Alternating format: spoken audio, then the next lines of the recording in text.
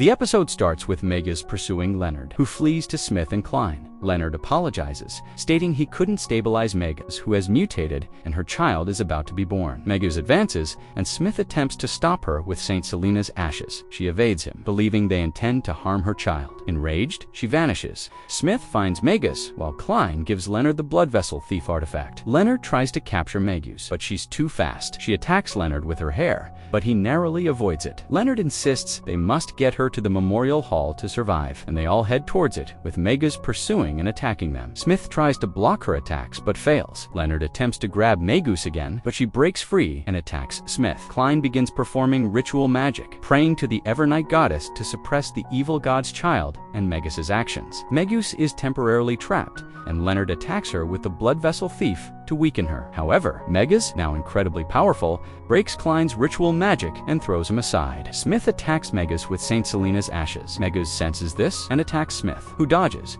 allowing her to reach the memorial hall. There, the power of the Evernight goddess suppresses her, causing a massive explosion, and blood streams from Smith's ears and eyes. As everyone moves towards Megas, Smith stops them. He orders them to attack 10 seconds after he engages her, stating they are protecting Tingen and the memories of its people. Klein and Leonard begin counting down. Megas, driven mad by the need to protect her child, begins to destroy everything. Smith unleashes the full power of Saint Selena's ashes, binding her. Megas struggles intensely, then attacks Smith, wounding him. As the 10 seconds expire, Klein and Leonard advance. Klein uses a charm made from the muted sun's secret emblem, which begins to burn Megas, causing her to vanish. Everyone believes it's over, but an attack lands on Klein, cutting his chest and heart. Megas reappears and attacks Klein again. Leonard tries to stop her, but Megas frees herself. A figure sent by the church arrives. Megas attacks Leonard, who tries to dodge, but is eventually hit and falls. Klein heals his wound and prepares to use his charm again, but Megas stops him and attacks. Klein rushes towards Megas and attacks her with his charm, but she manages to strike him. Smith rises again, using his nightmare powers to restrain her, making Klein realize his previous injury was an illusion. Smith amplifies his power,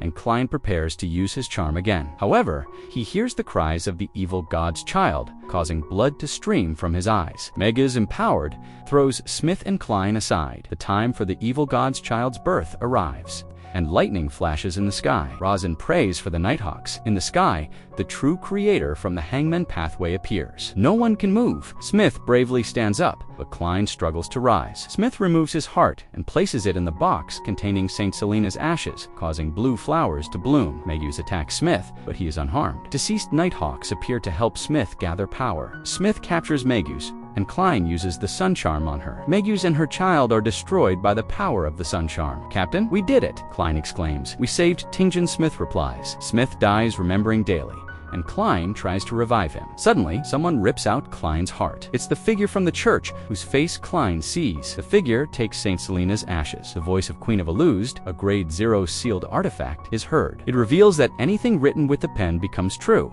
and it was stolen from the Church of the Evernight Goddess by Ing. Everything that happened in Tingen was orchestrated by him. The pen explains that Engels freed it from the chain gate to steal Saint Selena's ashes, due to a dark deviation. Klein shot himself in Barber's house under the influence of the antagonist's family, but he didn't die. He revived and joined the Nighthawks, killing a Sequence 7 member of the Secret Order, which angered Engels. Engels changed his plan. When Kenley died, Smith absorbed his characteristics, disrupting the digestion process and accidentally bringing out Saint Selena's ashes. Engels killed Klein to prevent interference, and used the remaining characteristics of Isaac's son to perform a ritual, consuming Saint Selena's ashes. This transformed Engels from a gatekeeper of Death Sequence 5 to a Night Watcher of Sleep Sequence 4, becoming a demigod. Tingen is now safe. Unaware of how close they were to disaster, Leonard is hospitalized. A girl from the church tells him they know the real culprit, and the Red Club organization is after him. Leonard wants to pursue the culprit and asks about joining the Red Club. Benson and Melissa don't know anything. The police have warned about a dangerous criminal. Melissa worries about Klein, but Benson assures her he's a consultant and won't be directly involved in catching the criminal. Leonard arrives, and Melissa mistakes him for Klein. Upon learning Klein is dead, she is devastated at the graveyard. Everyone bids farewell to Klein. Daly cries for Smith. Klein is buried, and Melissa weeps for him. Isaac watches from afar, regretting not arriving in time